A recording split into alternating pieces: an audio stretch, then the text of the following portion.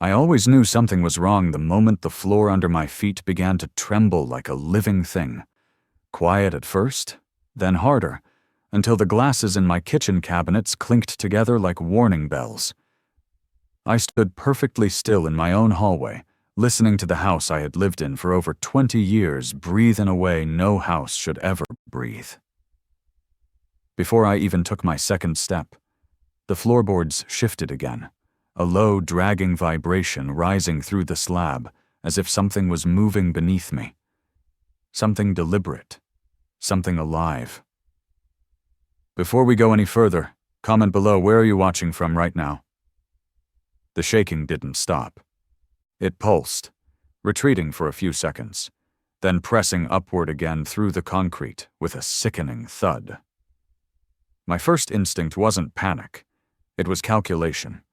The same instinct sharpened into my bones back when I served overseas and learned that nothing is ever just a noise. My training taught me to listen for patterns, to separate coincidence from threat. And these vibrations weren't random. They were rhythmic, intentional, measured. I stepped toward the basement door, each footfall slow and controlled, every muscle ready for whatever waited below. But that's not even the half of it, because the moment I opened the door, a wave of warm air rose from the darkness as if the earth itself had exhaled, warm air from beneath a sealed concrete slab. Impossible. I gripped the railing and descended the stairs one slow step at a time, the dim bulb above me flickering with every tremor. Dust drifted from the joists like the house was shedding its own fear. When I reached the basement floor, I froze. The far corner of the slab was bulging upward, not cracked, bulging. A dome of stressed concrete rising half an inch, then another. The dirt underneath pushing and shifting, as if something was tunneling upward. That was the moment I whispered the name of the only person who could be insane enough to try something like this. Delilah Gray. HOA president. Narcissist. Control addict. The woman who wore power like perfume and believed rules were weapons for her personal empire. She had fined me for leaving a rake leaning against my porch rail for 2 hours. She had stalked past my house with a clipboard, pretending to measure my siding. She had stared at my shutters long enough to make me think she was counting the molecules. But digging under my home? That wasn't HOA power tripping. That was something else. Something calculated. Something dangerous. I crouched beside the rising slab and ran my hand over the concrete. It was warm. Actual warmth radiating from below. And when I brushed loose dust away from the edge, soil shifted. Freshly disturbed soil, still moist, still holding the fingerprint of whatever machinery or hands had been moving it. Then I heard it again. Tap. Pause. Tap, tap. Pause. Metal on earth. Shovel to soil. Someone was under my house. My pulse didn't spike. It dropped, cold, steady, controlled. I pressed my ear to the floor and listened. The tapping grew clearer, followed by the faint clatter of something metallic. Then a low mechanical hum drifted upward, unmistakably the sound of a generator muffled by dirt. I straightened slowly, breath tight, hands curling at my sides. This wasn't settling. This wasn't a pipe. This wasn't city work. This was intentional excavation. On my property. Under my foundation. Without a permit. Without consent. Without anything resembling sanity. And all of it matched the exact timeline of Delilah's sudden infrastructure enhancement proposal she shoved through the HOA last month.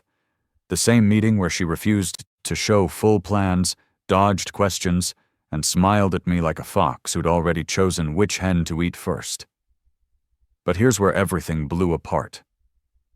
As I stepped backward from the bulge, a crack shot across the slab with a sharp snap, dust exploding upward in a narrow line as if the house itself was trying to warn me. The vibration underneath grew stronger, turning into a low, grinding rumble. The bulge rose another half inch. Something beneath it was pushing upward. I grabbed a crowbar from my workbench, jammed it under the edge of the concrete, and pried. The slab groaned, shifted, then gave way just enough to reveal a gap, an actual opening, where soil had been carved out into a narrow shaft descending into darkness. Warm, humid air flowed upward, carrying the smell of fresh dirt and diesel fuel. I lowered my flashlight, and the beam caught wooden supports, rough-cut beams pressed against freshly dug walls, and a faint light flickering deeper inside the earth. A tunnel. An actual tunnel dug beneath my house like an underground wormhole into hell, and stamped on a crumpled piece of plastic near the edge of the shaft was a piece of evidence so bold it felt like Delilah had left it there as a personal taunt. A strip of fluorescent pink flagging tape, the exact shade she wore to every HOA meeting. I stared at that tape for a long, tight second. Then I said out loud, calm enough to scare myself, "If this is your idea of power, Delilah, you just dug your own grave." Because the truth was simple. She thought she owned the neighborhood. She thought she controlled the laws. She thought she could dig under my home to manufacture a structural failure, condemn my property, seize the land, and hide it under a fake community project. She thought she was untouchable. But she didn't know what was coming next. I didn't buy my home because it was fancy. I bought it because it was mine, because after years serving overseas and running operations where a single wrong decision could cost lives, all I wanted was a place that didn't move beneath my feet, didn't explode, didn't demand vigilance every waking second. 2 decades ago, this house was my peace, my silence, my reward for surviving a world that never slept. I rebuilt the basement shelves with my own hands. I planted 2 maples out front and watched them grow tall enough to cast shade over the driveway by the 5th summer. I carved out my little corner of America and defended it with the same discipline I applied to every operation I ever ran. And for 20 years, my home never gave me a single moment of fear, until the day Delilah Gray took over the HOA. Before she arrived, the HOA was harmless, a polite committee that mailed out seasonal newsletters reminding people not to leave pumpkins rotting on their porches or to clean out gutters before winter. Simple, neighborly, forgettable. Then came the election nobody paid attention to, except the woman who'd been waiting for it her entire life. Delilah claimed the presidency with a smile that never reached her eyes, and a clipboard she wielded like a badge. Overnight, she transformed a quiet suburban association into her personal regime. She changed meeting formats, rewrote guidelines, invented infractions, weaponized fines, and walked the neighborhood like a monarch inspecting her subjects. The first time she targeted me was over a rake. One single rake leaning against my porch rail while I took a water break. 2 hours later, a violation slip was taped to my door accusing me of street visible equipment negligence. I had seen dictatorships fall with more subtlety than that. I threw the slip away and assumed the absurdity would end there. It didn't.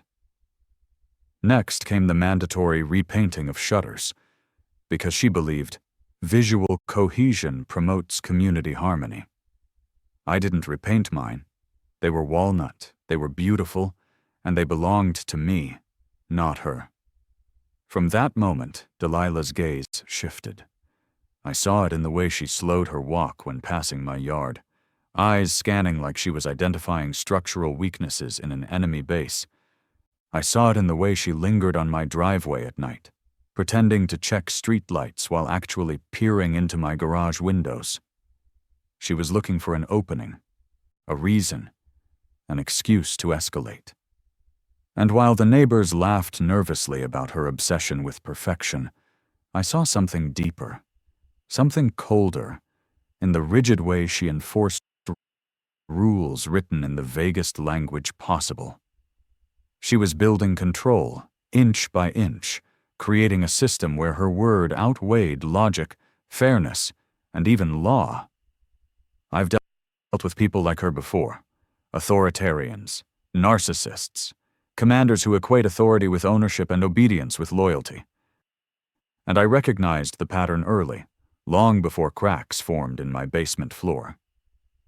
The night I realized the shift was the night she called an HOA meeting, specifically to unveil her Infrastructure Enhancement Initiative. The meeting room smelled like old carpet and burnt coffee, and half the community sat there bored until Delilah took the podium and started speaking in that polished, rehearsed tone she used when she wanted people to stop thinking.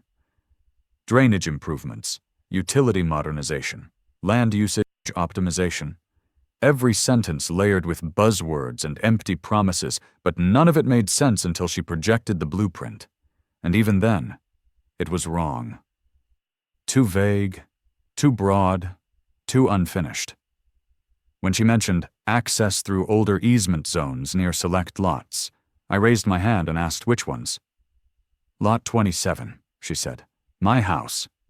She said it so calmly, so casually, like she hadn't been staring at my siding for weeks like a hawk studying a carcass. I asked for the full plans.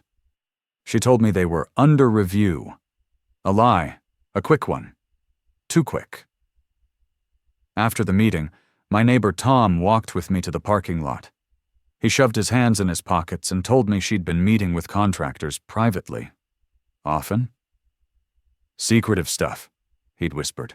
Strange stuff. That's when unease turned into vigilance. I began noticing the little things, the flags behind my fence, the pink paint marks, the men pacing along my property with equipment pointed at my house instead of the street. And when I confronted them, they said only one thing: talk to your HOA president. That was the moment everything clicked. Delilah wasn't enforcing rules anymore. She was preparing something, planning something, targeting something. Me. But even then, even with the petty fines, the shady meetings, the marked soil, I never imagined she'd dig under my home. Not even her obsessive, power-drunk mind felt capable of that level of madness. Until the rumors started. Quiet whispers at mailboxes. Neighbors complaining about strange vibrations behind their fences. Stories of Delilah requesting architectural surveys without permission. Patterns. Patterns everywhere. And as someone who made a career detecting patterns before they became threats, I should have known this wasn't about beautification. It wasn't about drainage. It wasn't about community improvement. This was something else entirely. Something covert. Something engineered. Something dangerous.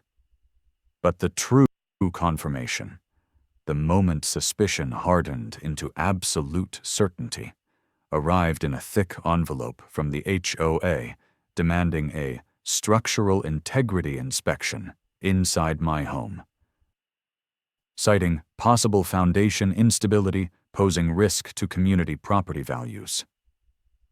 My foundation had been perfect for 20 years. The only thing that changed was Delilah. When she showed up at my door, smiling that razor-thin smile, telling me it was her duty to ensure my property wasn't becoming a liability, the temperature in my house dropped 10 degrees. She wasn't making a request. She was issuing a warning. And when I refused, the mask of friendly concern slipped. Not much. Just enough for me to see what was really underneath. Not leadership, not community care, obsession, control, and something desperate, something dangerous. I closed the door on her mid-threat and locked it. That should have been the end. But the vibrations under my feet were growing stronger. The crack in my basement was growing wider, and the warm breath of earth rising through the floor told me the truth long before I climbed into that tunnel. This wasn't incompetence. This wasn't bad planning. This wasn't HOA overreach. This was a calculated attack on my home, and Delilah Gray had just made the worst mistake of her life. The deeper I dug into the HOA's inner workings, The more obvious it became that Delilah hadn't just taken power, she had built an entire shadow government around herself. What used to be a friendly committee handing out newsletters had transformed into a rigid hierarchy where every decision, every vote, every whisper flowed through her first. She ran meetings like a dictator disguised as a suburban volunteer, standing at the front of the room with her bright pink blazer and her stack of papers nobody else had permission to see. Her voice never shook, never cracked, never hesitated. This was a calculated attack on my home, and Delilah Gray had just made the worst mistake of her life. The deeper I dug into the HOA's inner workings, the more obvious it became that Delilah hadn't just taken power, she had built an entire shadow government around herself. What used to be a friendly committee handing out newsletters had transformed. She didn't speak to us. She spoke at us, like she was reciting commandments from a mountaintop. And the board? They weren't a board, they were props. Stewart, the treasurer, into a rigid hierarchy where every decision, every vote, every whisper flowed through her first. She ran meetings like a dictator disguised as a suburban volunteer, always nodded even before she finished speaking. Linda, the secretary, wrote whatever Delilah told her to write. Richard, the engineer she hired, didn't even live in the neighborhood, at the front of the room with her bright pink blazer and her stack of papers nobody else had permission to see.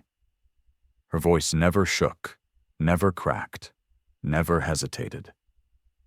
She didn't speak to us. She spoke at us, like she was reciting commandments from a mountaintop.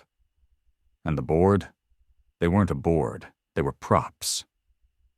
Stewart, the treasurer, always nodded even before she finished speaking. Linda, the secretary, wrote whatever Delilah told her to write. Richard, the engineer she hired, didn't even live in the neighborhood.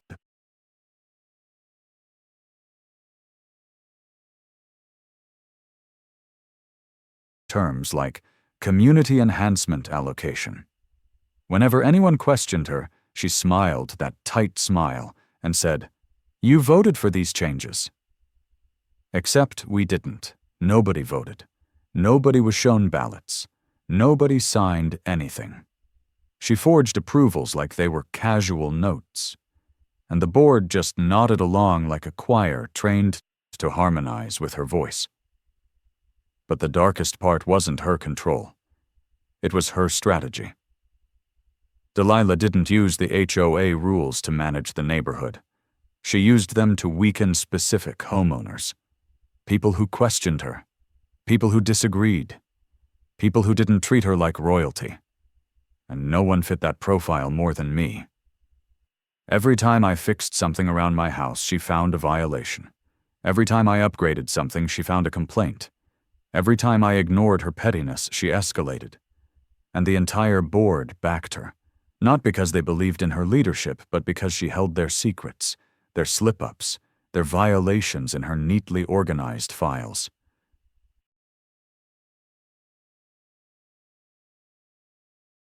She used their mistakes like leverage, controlling them the same way she tried to control me.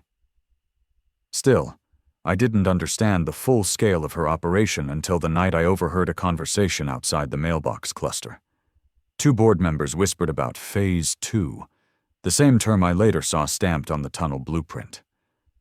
They mentioned property absorption. They mentioned condemnation potential. They mentioned structural vulnerability reports. Delilah planned to submit to the city reports she wrote before any cracks ever appeared. Reports about my home, my foundation, my land. She had been preparing to take my property for months, maybe longer. And the tunnel under my house wasn't the beginning of her plan. It was the climax. Once I understood that, everything else snapped into place like a chain tightening around my throat. The fake violations, the forced meeting reminders, the obsessively vague infrastructure proposal, the denial of access to full plans, the surveying men pointing equipment at my house, the flags behind my fence, the pink markings. Every one of those moves was another step toward creating a paper trail she could use to justify condemning my property. She wanted to claim my house was structurally unsafe. She wanted to force me to accept a mandatory HOA buyout.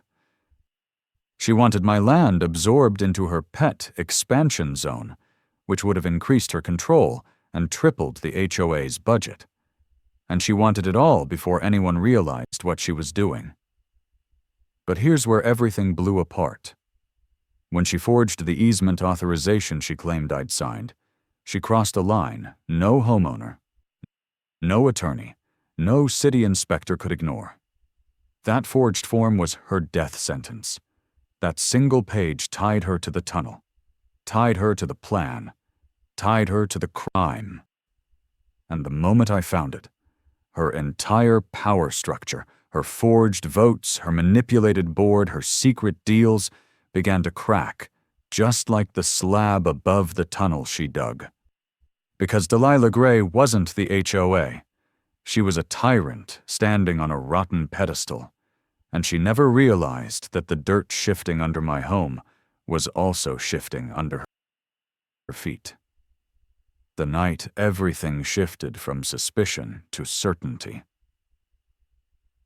Began with a sound so sharp it sliced through the quiet of my house like a warning shot. I was in the kitchen when it happened, standing over the sink, staring down into a glass of water that trembled with every subtle vibration beneath the floorboards. Then came the crack, a sudden, violent snap from the basement that echoed up the walls hard enough to rattle the dishes in my cabinets. I didn't run. I didn't freeze. I moved with controlled precision, the same way I moved clearing dark rooms in places where hesitation meant death. I opened the basement door and descended slowly, flashlight in one hand, the other sliding along the railing as the air grew thicker, warmer, wrong. Halfway down, I smelled it again. Freshly turned earth, damp soil, and beneath it, the unmistakable scent of diesel exhaust lingering in still air.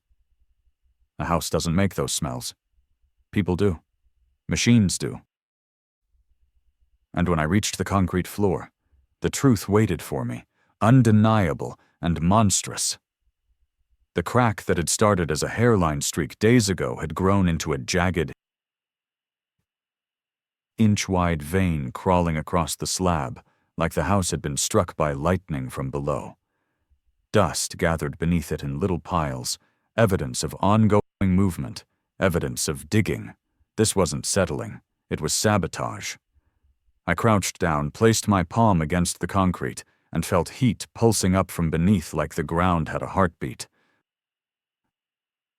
Normal soil stays cool underground. This wasn't normal. This was active, ongoing, intentional. And that meant Delilah's little infrastructure enhancement wasn't a proposal, it was an operation. But that's not even the half of it, because the moment I pressed my ear to the slab, I heard them. Voices. Muffled, low, working. The scrape of shovels, the rattle of tools, the dull thump of someone adjusting support beams. Someone was under my house right that second. I rose slowly, moved to the corner where the bulge had first appeared, and brushed away loose debris. The concrete lifted under my fingers, the slab rising at the seam where Delilah's fluorescent flags had been mysteriously placed behind my fence. I grabbed a chisel, wedged it against the crack, and pried. With a groaning pop, the slab shifted enough to reveal a small cavity beneath. A warm gust of air hit my face. Then the dirt collapsed inward, revealing a narrow shaft, just wide enough for a grown man to climb through, descending into darkness. I looped a flashlight around my wrist, tied a rope to a load-bearing beam, and lowered myself into the hole. Dirt smeared my palms. Heat pressed against my skin. The drop was only a few feet, but the moment my boots touched the bottom, I knew exactly what I had stepped into. A tunnel.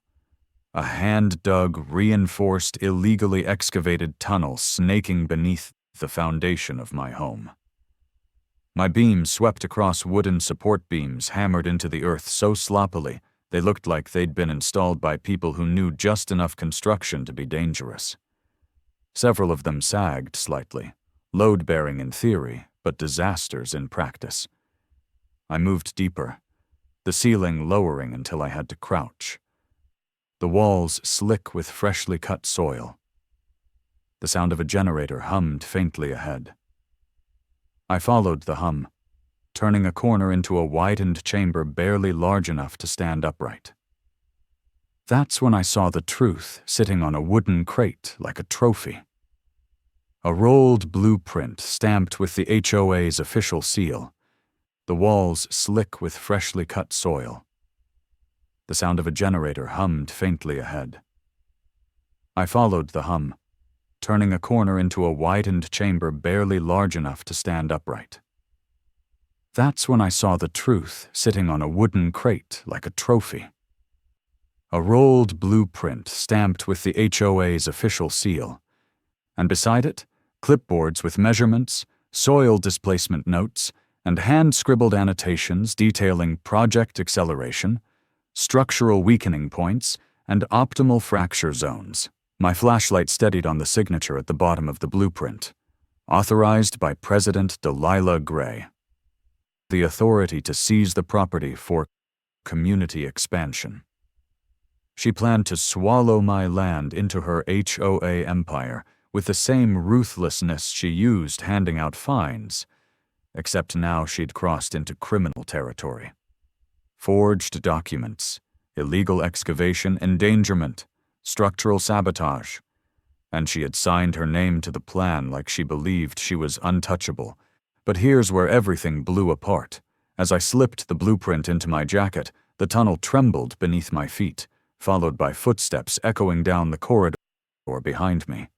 I killed my flashlight instantly, plunging the chamber into flickering half-darkness, illuminated only by the generator's weak glow. Voices approached, clearer now. "We need another 20 feet tonight," one man grumbled, breathless and irritated. "That's pushing it," another voice replied. "We're already under the slab of lot 27. If this shifts again, the whole thing could come down." My stomach tightened. Lot 27. My house. But nothing, not even the generator's hum, could drown out the third voice. Cold, sharp, venom wrapped in authority. Delilah. "We don't have time for excuses," she snapped. "We finish this section tonight. Once the inspector sees the cracks, he'll have no choice but to mark the foundation as compromised." I felt my heartbeat in my throat. She wanted visible damage. She wanted collapse. She wanted destruction timed perfectly to her narrative. I pressed myself behind a stack of support beams as their flashlight swept into the chamber. My muscles locked, my breathing slowed to silence. Dirt shifted beneath my boot, betraying my presence with a single, soft crumble. Delilah's head snapped toward the sound. "Who's there?" Her voice sliced through the chamber like a blade. Richard, the engineer, took a cautious step toward my hiding place, flashlight trembling in his hand. If he saw me, it was over. They'd trap me in the tunnel, bury the evidence, and spin whatever story they wanted while the ground above me collapsed. The flashlight beam passed inches from my face. Dust drifted down. Sweat crawled along my spine. Then Richard's voice cracked. "Probably just the soil settling." Delilah didn't believe him. I could feel her suspicion hanging in the air like humidity. She paced the chamber, her heels sinking into the dirt, eyes scanning every shadow. I clutched the metal level beside me, my only makeshift weapon, ready for a confrontation I prayed wouldn't come. But then she gave an order that chilled the air. "Finish reinforcing the north brace," she said. "We need cracks visible by morning." My jaw locked so tight it ached. She wasn't just willing to destroy my house. She needed to, and she was willing to kill anyone inside it to follow through. My fingers curled around the rope, my exit, my only chance. And when the moment came, I moved. Slow at first, then faster, climbing with fists full of dirt and desperation until I hauled myself out of the basement floor like I was escaping a grave Delilah had dug for me. When I slammed the basement door shut and locked it, breathing hard, soaked in sweat and dust, I knew the truth with perfect clarity. They were still down there. They were still digging. They were still planning. And the war had officially begun. When I climbed out of that tunnel and slammed the basement door shut behind me, the house felt different. Not just shaken, not just violated. It felt like an enemy battlefield I had just escaped by inches, leaving the enemy underground still clawing toward their objective. My first instinct was simple: document everything before Delilah could bury the evidence she had literally dug underneath me. My hands were still shaking when I grabbed my phone and called Tom. He answered groggy, but the second he heard the edge in my voice, he said he was coming right over. 10 minutes later, he stood in my kitchen staring at the dirt covering my clothes, his eyes growing wider with every word I spoke. When I unrolled the stolen HOA blueprint across the counter, his jaw dropped so hard he forgot how to blink.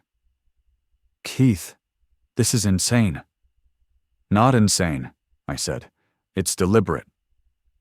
We went downstairs together, careful, quiet, every light off except our flashlights. The basement felt like a crime scene, warm air seeping from the open shaft, dust floating in the beam, the crack stretching across the slab like a counter. His jaw dropped so hard he forgot how to blink. "Keith, this is insane." "Not insane," I said. "It's deliberate." We went downstairs together, careful, quiet, every light off except our flashlights. The basement felt like a crime scene, warm air seeping from the open shaft, dust floating in the beam, the crack stretching across the slab like an accusation. We filmed everything: the bulging concrete, the fresh soil, the structural damage, the hole, the tunnel, the hum of voices echoing faintly below. But that's not even the half of it, because just as Tom leaned down to film the entrance, we heard them. Not the soft tapping from before, not the occasional thud. Clear, frantic shouting rising through the shaft as if the tunnel itself was panicking. "Reinforce it! Reinforce it now!" It was Delilah's voice, sharp and panicked, followed by Richard yelling that the soil was unstable and the structure was shifting. They were trying to cover their tracks. They were trying to hide the evidence. Anymore. This was a covert Operation Unraveling. And now I had the evidence to detonate it. Tom paced the living room while I made the next call, an emergency 24/7 structural engineer service. When Greg Saunders answered, his voice was tired and annoyed until I described the cracks, the vibrations, the shifting slab, and the fresh cavity beneath. His tone changed instantly. "I'll be there in an hour," he said, no hesitation.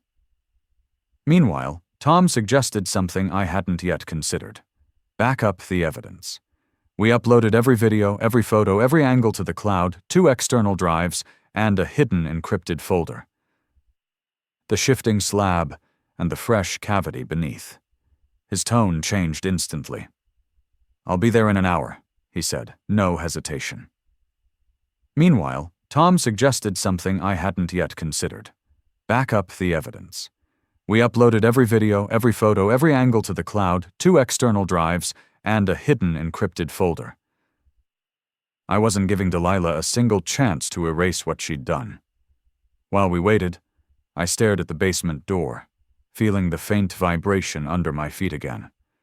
A reminder, a threat, a countdown. An hour later, Headlights swept across my driveway, and Greg stepped out. A man who'd probably spent more nights in collapsing basements than in his own bed. I wasn't giving Delilah a single chance to erase what she'd done. While we waited, I stared at the basement door, feeling the faint vibration under my feet again. A reminder, a threat, a countdown. An hour later, headlights swept across my driveway, and Greg stepped out.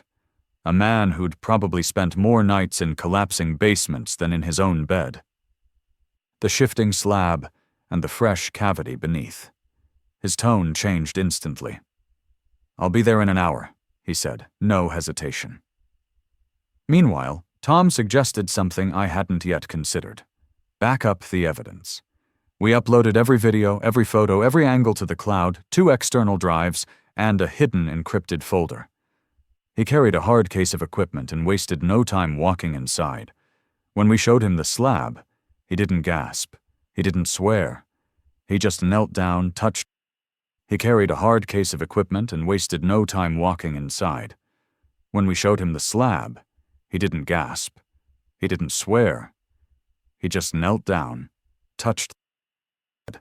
Once the city sees this. After he left, I emailed the building safety division with the photos attached, documenting everything without using the word tunnel. Not yet. Let them come see it themselves. Let them discover the monster under my house with their own eyes. But that's when Delilah made her first fatal mistake. A knock rattled my front door hard enough to shake dust from the frame. I didn't even need to look to know who it was. Pink blazer, clipboard, rage burning hotter than gasoline. I opened the door just enough to block her with my body. Her smile was gone. Her voice was brittle. "Keith," she said, "we need to conduct an HOA compliance inspection immediately."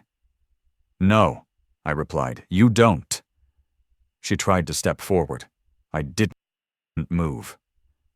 "Keith," she hissed, "refusing an HOA inspection violates Section 14. You violated the ground under my home," I snapped. "We are not doing this." Her jaw locked. The clipboard trembled in her hand. "You're making a mistake," she whispered. "You already made yours," I said, and closed the door in her face. She stood outside, shouting for nearly a minute before storming off with her board members trailing behind her like panicked pigeons. Tom exhaled and said, "She's scared." "Good," I replied. "She should be." The next morning, the city inspector arrived. And by coincidence or fate, Delilah arrived at the exact same moment, marching up my driveway with her board like she was leading troops into a war she had already lost. The inspector introduced himself as Matthew Cole. Tom exhaled and said, "She's scared." "Good," I replied. "She should be." The next morning, the city inspector arrived. And by coincidence or fate, Delilah arrived at the exact same moment, marching up my driveway with her board like she was leading troops into a war she had already lost.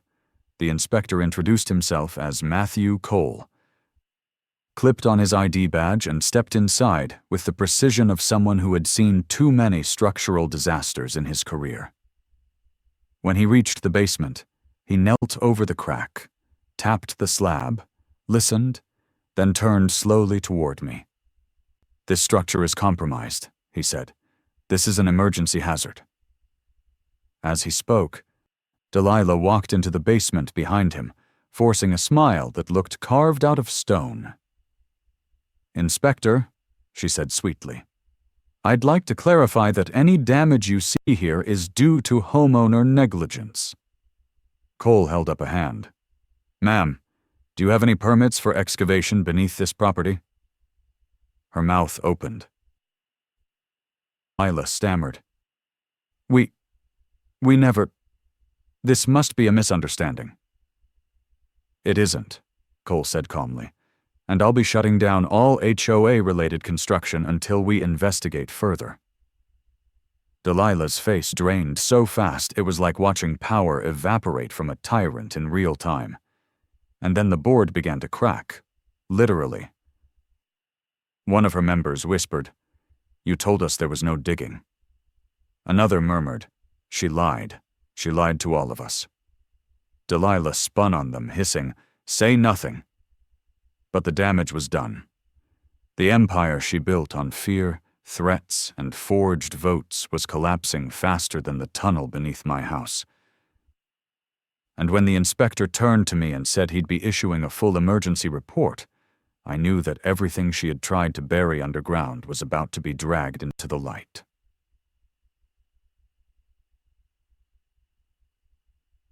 The moment the city inspector left my house with a full emergency hazard report tucked under his arm, the entire power structure of my neighborhood shifted like the soil beneath my foundation.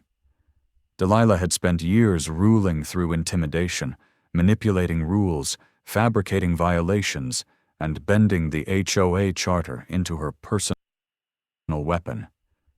But now, every ounce of authority she once wielded evaporated in front of me. And that was before the experts really got involved. Within the hour, Evan Turner, my attorney, returned to my home with a pace and posture that told me something major had already happened. He carried a leather briefcase filled to the zipper's breaking point. When he stepped into my living room, he didn't sit. He stood over the table, snapped the case open, and spread out a meticulously organized stack of legal documents, statutes, property codes, and state-level excavation regulations. "Keith," he said, speaking with a controlled calm that felt like the opening move of. Within the hour, Evan Turner, my attorney, returned to my home with a pace and posture that told me something major had already happened. He carried a leather briefcase filled to the zipper's breaking point. When he stepped into my living room, he didn't sit. He stood over the table, snapped the case open, and spread out a meticulously organized stack of a much bigger attack. "This is no longer an HOA dispute. This is a multi-agency violation." He flipped open a binder and began pointing through the pages with the precision of a surgeon, of legal documents, statutes, property codes, and state-level excavation regulations. "Keith," he said, speaking with a controlled calm that felt like the opening move of a much bigger attack. "This is no longer an HOA dispute. This is a multi-agency violation." He flipped open a binder and began pointing through the pages with the precision of a surgeon. State building statutes, municipal underground utility laws, private property excavation requirements, fraud and forgery guidelines. He walked me through each one, line by brutal line, demonstrating just how deep Delilah had buried herself. But here's where everything blew apart. He handed me a document from the city's Emergency Structural Division, the Preliminary Hazard Classification. Level 4 Excavation Endangerment. It carried phrases like load failure zones, imminent risk of collapse, and unauthorized subterranean. I didn't even know we had one. They moved with clinical focus, scanning the soil density, measuring load distribution, taking infrared readings along the slab. One of them placed a vibration sensor on the floor. The needle spiked. "Active underground movement," she said. Another officer responded, "They're still digging." The room went silent. I felt rage rising inside me, something sharp and cold and controlled. The HOA was still trying to fix, hide, and salvage their illegal tunnel while state officials were standing in my basement. It wasn't just arrogance anymore. It was desperation. One officer turned to me. "Mr. Wood, the activity under your property indicates ongoing excavation. Do you know who is responsible for this?" Evan stepped forward calmly. "My client has evidence to support that the excavation was authorized by HOA President Delilah Gray. We will be presenting all documentation once your agency completes initial assessment. The officer nodded firmly. We'll need that evidence. But that's not even the half of it, because 20 minutes later one of the sensors registered a sudden shift. A hard one. The house trembled. Not enough to collapse, but enough to make everyone in the room freeze. I heard the faintest rumble under the slab, and then a voice. Not clear, not loud, but unmistakable. Someone was shouting orders beneath us. They're still down there, the forensic tech said, while investigators are upstairs. Another agent exhaled sharply. That's obstruction. Evan leaned in and whispered, "This is the kind of thing judges salivate over." The agents immediately began surveying outside, setting boundary markers, photographing tire tracks, the kind the HOA's hired crew had left behind. One of them discovered a secondary access point 2 lots down behind a fenced-off utility area. Fresh dirt, boot prints, and a heavy equipment track. They documented everything. Every inch of the crime scene Delilah tried to bury was now being preserved by people who didn't care about her titles, her threats, or her invented rules. After 2 hours of rapid, expert-level investigation, the lead agent approached me. "Mr. Wood," he said, "this excavation is illegal on multiple counts. We'll be coordinating with the city to initiate a stop order enforcement and a forensic audit of the HOA's operations." Evan smiled like a man watching a chess opponent fall into a trap he'd predicted 10 moves earlier. But then the next car arrived. A white SUV with government plates. Not city, not county. State attorney liaison. A woman in her early 40s stepped out wearing a badge clipped to her belt and a folder in her hand. She introduced herself as Leah Jennings. Her tone was direct, sharp, professional. "We received an interagency alert regarding unauthorized subterranean construction beneath a private property," she said. "I need to speak with the homeowner." I led her inside. She asked 5 questions. Not long ones, not complicated ones. 5 short, deadly, lawyer-level questions. "Did you authorize excavation beneath your property?" "No." "Did the HOA present you with any documentation requesting such authorization?" "No." "Did they ever notify you of construction?" "Mr. Wood," he said, "this excavation is illegal on multiple counts. We'll be coordinating with the city to initiate a stop order enforcement and a forensic audit of the HOA's operations." Evan smiled like a man watching a chess opponent fall into a trap he'd predicted 10 moves earlier. But then the next car arrived. A white SUV with government plates. "We will be freezing their funds pending a full investigation." I wasn't expecting that. Evan wasn't expecting that. Even Tom, who had returned to witness the chaos from the doorway, whispered, "Holy hell." But here's where everything blew apart even more violently. The agents requested access to the HOA headquarters, the clubhouse, immediately. They formed a small convoy of cars.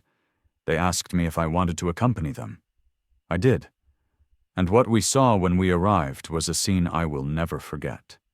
Delilah was standing outside the clubhouse, surrounded by board members who looked ready to mutiny. She was waving her clipboard like a weapon and shouting orders no one was following. When she saw the state officials approaching, her face drained so fast she had to grip the railing to stay standing. Jennings stepped forward.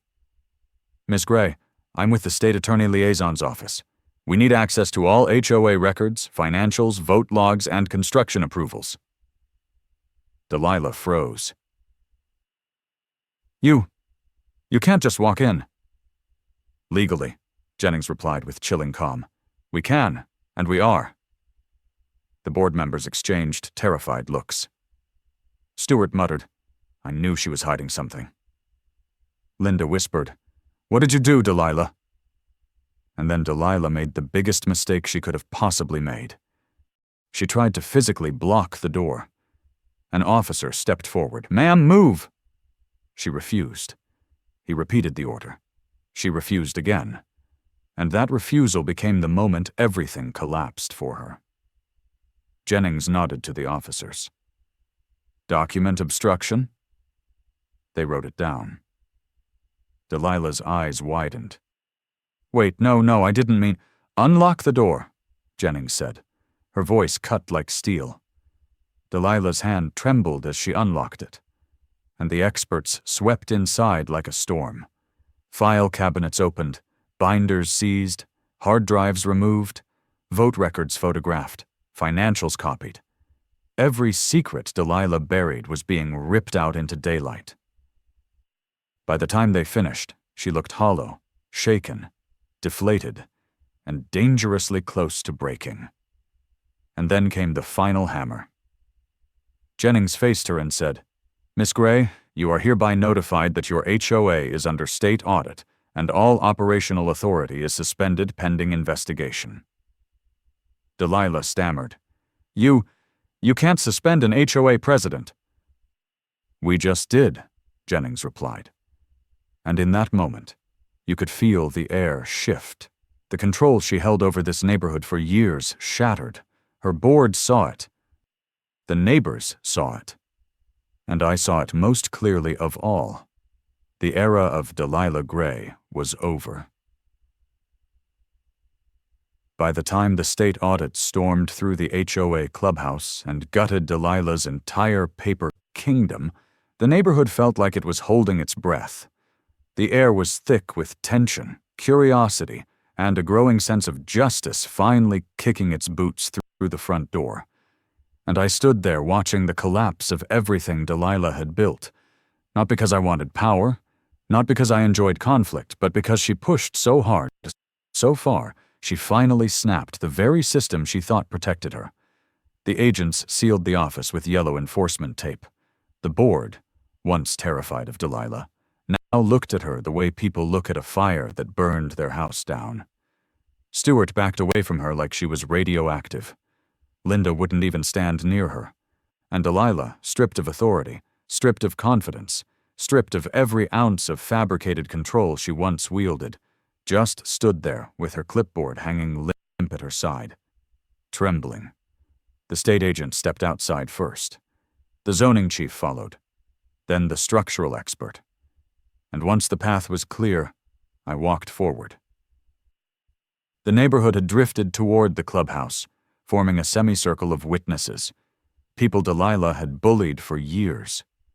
People she fined for flowers. People she threatened over paint colors. People she lectured about invisible infractions she invented on the spot. Every one of them waited for her final fall. Delilah met my eyes and tried to regain her composure, but her voice cracked like glass. "Keith, we can fix this. The HOA can recover. I can explain all of this." I kept my voice steady, calm, controlled, the way she never expected. "Delilah, you can't fix a tunnel you dug with lies." Her eyes flared with anger, but it faded instantly into something hollow. Behind her, a neighbor named Cynthia stepped forward, someone Delilah once fined for having a sunflower wreath that clashed with seasonal uniformity. Cynthia crossed her arms. "You put all of us at risk. You endangered this entire community. For what?" Delilah opened her mouth, but nothing came out. Another neighbor, Mark, the guy Delilah wrote up for leaving his truck parked 3 inches over the driveway line, shook his head. "You treated us like criminals. Turns out the only criminal here was you." Delilah stumbled back, as if his words physically hit her. I was trying to improve the community," she whispered. "You lied about the votes," someone else yelled. "You forged signatures," another added. "You dug under a house. You risked collapsing an entire property. We trusted you." The more they shouted, the smaller she looked, shrinking under the weight of a truth she could no longer bend, twist, or threaten away. The state liaison stepped beside me. "Mr. Wood, I'll notify you when the full report is completed. Expect a formal hearing date soon. You'll be given priority status." She offered her hand. "You stopped something serious today." I shook it, feeling the weight of everything that had happened settle into something solid. Something final. When she walked away, Tom stepped next to me and whispered, "She's done." I nodded. Yeah, she just doesn't know how done. But she would. And she found out faster than I expected. The next morning, a mandatory emergency HOA meeting was posted across the neighborhood. Not on glossy HOA letterhead, not with Delilah's signature. This time it came from the state-appointed interim administrator. The meeting was held outside because the clubhouse was locked under investigation. Neighbors gathered in a tight circle, tense but hopeful. Delilah arrived late, looking small, disheveled, clutching her clipboard like it was the last piece of her identity. When the administrator stepped onto the makeshift podium, a folding table borrowed from someone's garage, everyone went silent. "Residents," he began, "as of today, the HOA board is hereby dissolved pending the conclusion of the state's investigation." A wave of gasps, whispers, and cheers rippled through the crowd. Delilah staggered as if someone had shoved her. "Furthermore," the administrator continued, "all executive powers of the HOA president are suspended effective immediately, and Miss Gray is prohibited from conducting any HOA-related activity or contacting residents about HOA matters." Delilah burst forward. "You can't do this! This is my neighborhood!" The administrator didn't even look fazed. "Ma'am, it was never your neighborhood. It belongs to the residents." The crowd erupted. Applause, laughter, cheering. Relief. The sound felt like a weight lifting off the entire block. Delilah stood frozen, humiliated, stripped bare of the authority she had clung to with iron claws. And then came the final blow. "A special vote will be held in 2 weeks," the administrator announced, "to determine if this community wishes to dissolve the HOA entirely." The crowd went wild. People were hugging. People were high-fiving. People were already talking about what they'd do once the HOA was gone forever. Delilah looked around desperately. "You need me!" she shouted. "You don't understand what a neighborhood without rules looks like." Linda stepped forward calmly. "Actually, Delilah, it looks like freedom." That was the moment Delilah realized she had no home in the power she once abused.